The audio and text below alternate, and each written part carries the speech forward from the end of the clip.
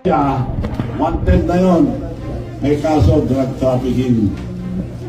So, si Ann, nasentensya na rin yung unang bumili Miss Universe. Sentensyado lang 2.5 years, if I'm not mistaken. Si Rocha wanted for drug trafficking at saka maraming kaso. Yes, nagpunta rin sa Pilipinas yung mga dating opisyal ng Miss Universe.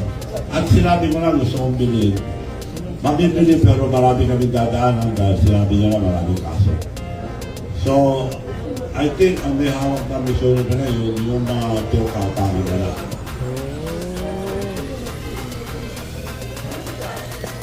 Paano siya ako sasampa, nakakulong na. Drug natin. Ganun talaga ang drug natin. Tumiro na, hindi na alam siya sa atin. Kagaya ang presidente natin, hindi na tama pa rin siya. Ayan, punta sila rito. Usap-usap na kami. Babalik sila. Okay, thank you.